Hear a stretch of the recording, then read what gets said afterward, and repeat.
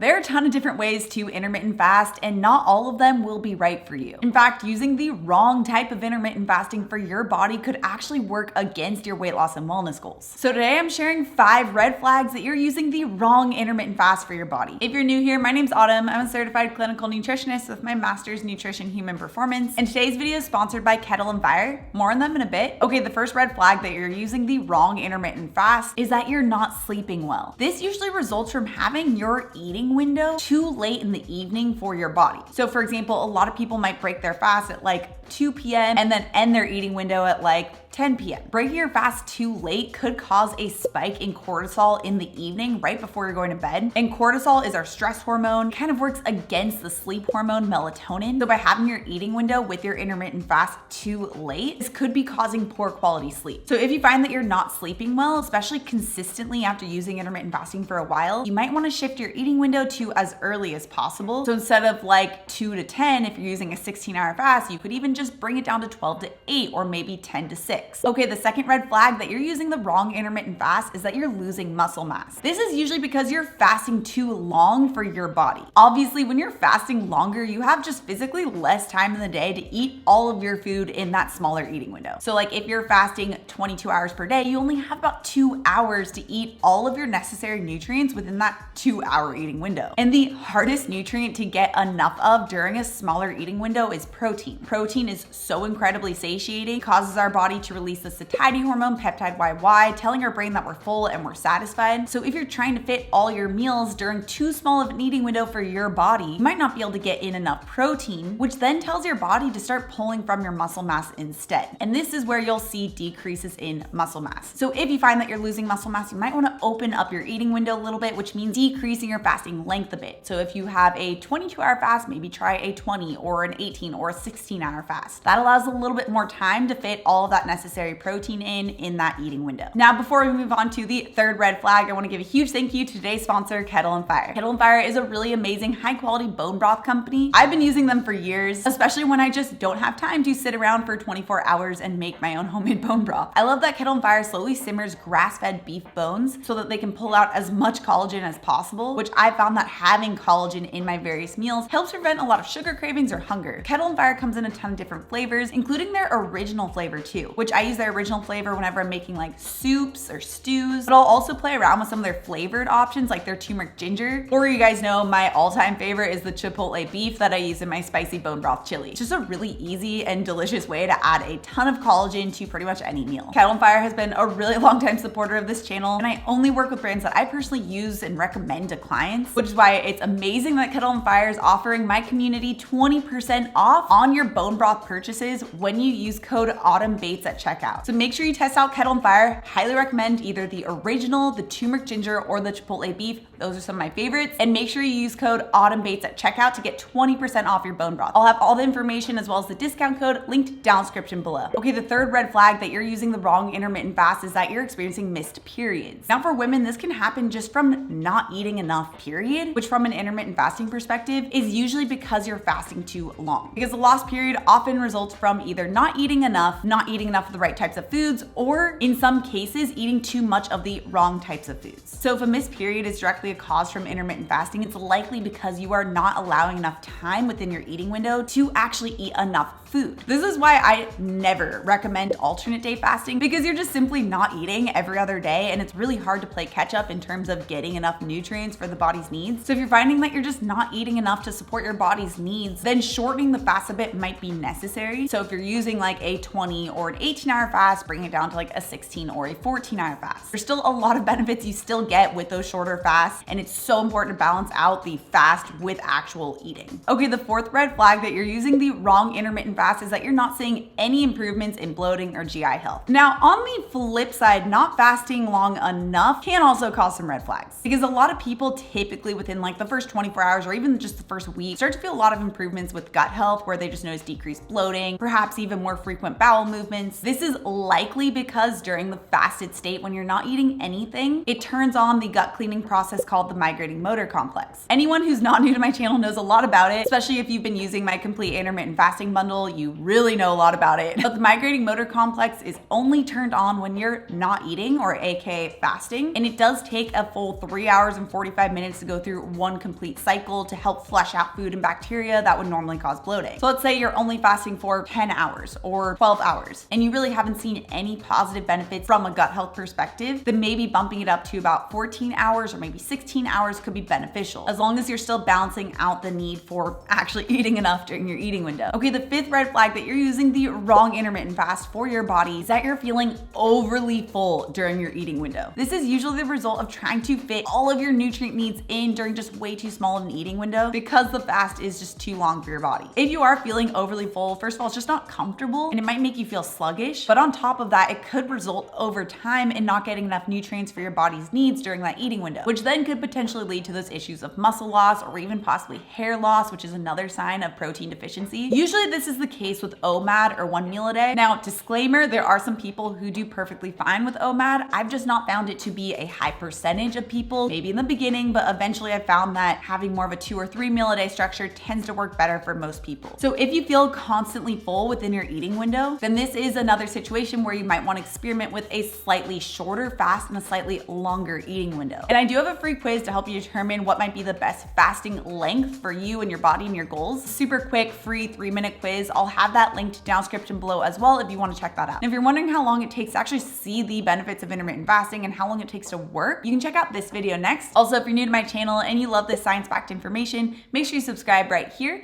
Come out new videos every Tuesday and Thursday. All right, guys, thanks so much for tuning in, and I'll see you in my next video.